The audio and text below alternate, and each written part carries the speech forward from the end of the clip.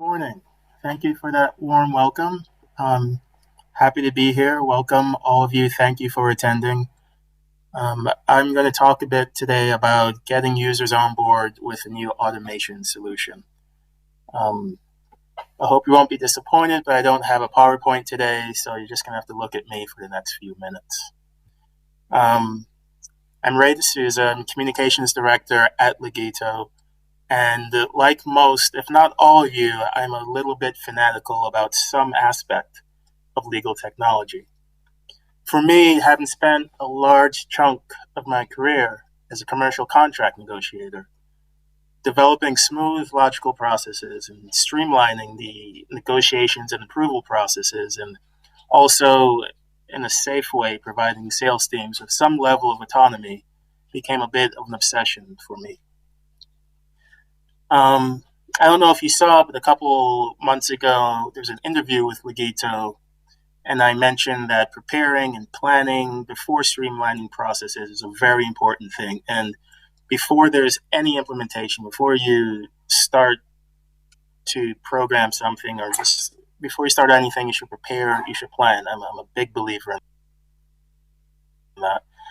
Some ways to help onboard your new users, but I would say that these solutions and these ideas are good for you whether you're implementing a new technology or you're just creating a new process and you want to get everyone to participate.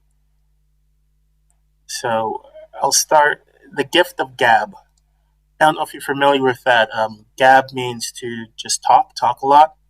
First time I heard that expression, I was a freshman in university. I was friends with this guy from Berkeley, California. He's a bit of a hippie, but he's also a very intelligent guy.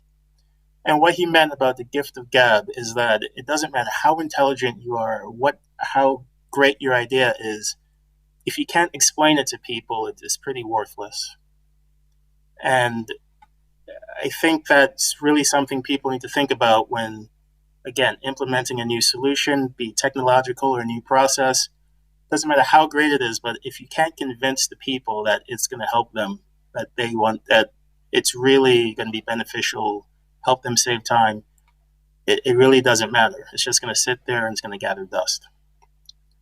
So whether you're an enterprise business, you're a growing company, or you're just a boutique shop, just focus on very strategic customers, there are lots of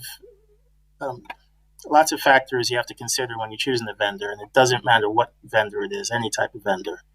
But again, all of this comes back to planning, planning, planning.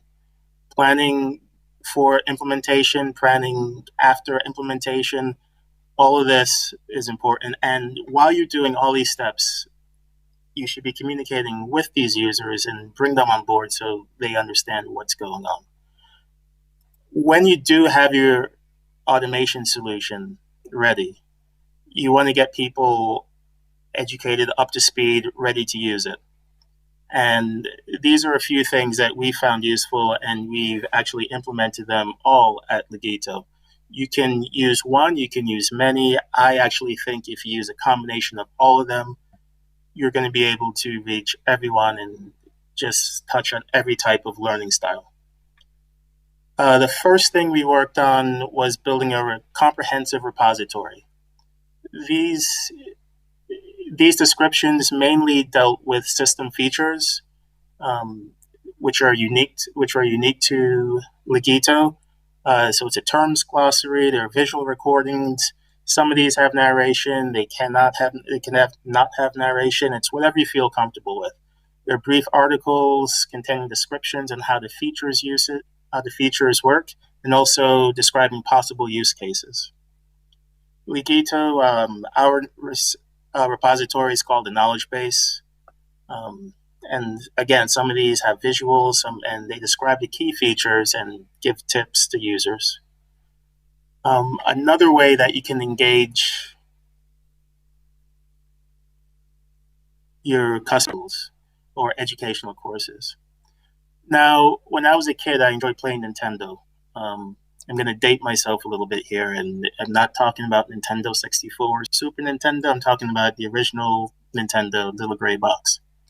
And whenever I would buy a game, I would rip it out of the box, and I would just, you have to blow the cartridge. I put it in the machine, and I just throw the instructions away because I just wanted to start playing right away. I just wanted to learn how it worked.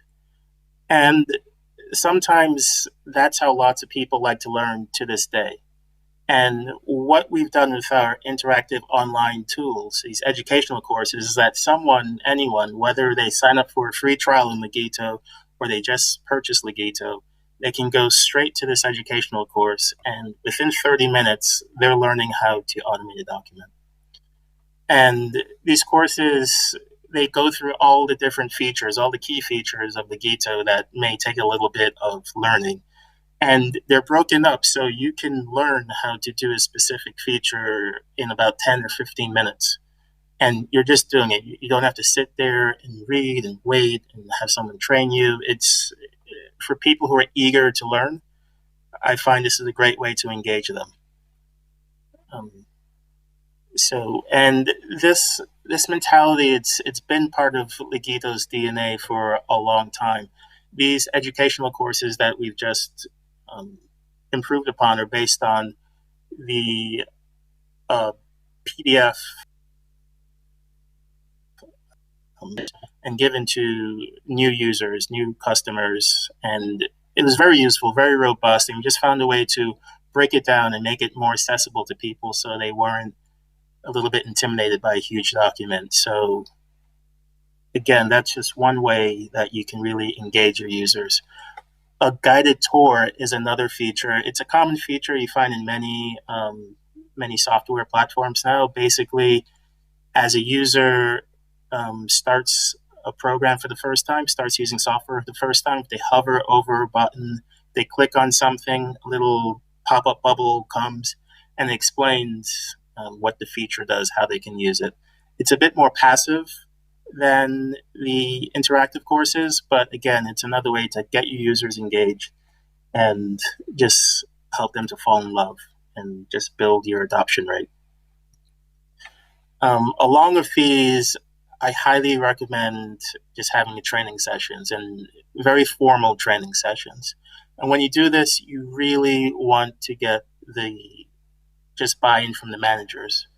Because typically when a new solution comes in, and if you're in the legal department or the operations department and you find this great software and you know it's going to help everyone, when you have to go and talk to another department, if you don't already have a close bond with them, people aren't necessarily going to want to sit down and have to learn a new software. But if you can talk with the managers, and again, if this is happening before the implementation, during the planning process, and you make it mandatory, you make it so everyone at the corporation, everyone at your business understands that this is how we're moving forward and it's going to help everyone. It's really going to do wonders. And with these training courses, whether it's virtual with no human interaction or you do have face-to-face training sessions, it's important to have a well-structured plan, have a schedule. Really treat it like school. And you may think we're done with school. I don't want to do school anymore. It's boring, but people will appreciate that discipline and that schedule, and they may whine about it for a little bit, but they'll also come to trust you because you're coming at them officially. And make sure that your trainers are well prepared. Make sure they know the product inside and out. If you have internal people who are doing the training, make sure they know the program. Make sure they're aware. Have them do tests within your own department, and make sure they're prepared. You don't want to show up for a meeting, a 10 o'clock meeting, and show up at 9:59 and try to sign up to Zoom. And as you can see with this conference, there's been a lot of planning that's gone on beforehand. And I shouldn't jinx anything, but it's been running pretty smoothly because there's planning going on before. So I just recommend, again, I'm going to go back to planning, preparation, all stages of it.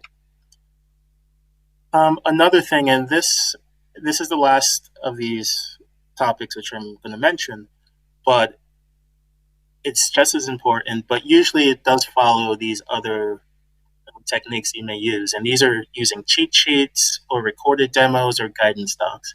And these will usually be shorter, just summaries of how things are done. I found it really, really useful with a lot of the people who attended training sessions I've done in the past, because they may or may not have paid attention. They may have been in their phone. They may have been like working on a deal, focusing on the business, and they may come back with questions. And these are questions that I went through very clearly during the training session. This happened over and over again. So instead of just complaining about and saying that you should have paid attention, I created cheat sheets and basically just bullet points, just listing exactly how do you do this? How do I generate a document that lists the price in two different currencies? 3 or 4 bullet points. Just put it together and you have it saved and you can easily send it to people. And what you'll find is that once you start doing this and you all these different scenarios come up and people come to you asking these questions, you build up a repository of these quick, easy cheat sheets, and you can actually build a new training session, a new training document based on these targeted ways of teaching people. So now you can teach people who are really interested in the overall universe of your solution, and they want to understand, okay, how can I do this? How can I gather information and do this? And how is it going to help the entire process? You can help those people, but you can also help the people who just want to know, how do I do A, B, C? And that's what you're doing. You can't, when you have a new solution and you're really attached to the solution, you may have great ideas for what it can do. But as Nicholas Houghton mentioned earlier, you sometimes have to turn it around and look at what the people want and what they need. So sometimes someone may just want to use something for ABC, and it may upset you because you know there are a million other things you could do. But that's something you have to put to the side and just make sure that your internal customers, internal clients are happy. I tend to, by extemporize, I go on a bit too long, but I'll end it there. I went through the 4 points again, starting with having a repository, educational courses that are interactive. A guided tour is another way of interacting, but in a passive way. Structured training programs, very disciplined, mandatory training programs, cheat sheets. I really find all of these help people learn. It's worked in my experience using a combination of all of those. And again, this isn't just for technology implementations, technology innovations. If you bring them into your institution, any type of change that you're trying to do, plan and just interact and communicate with your clients. Thank you.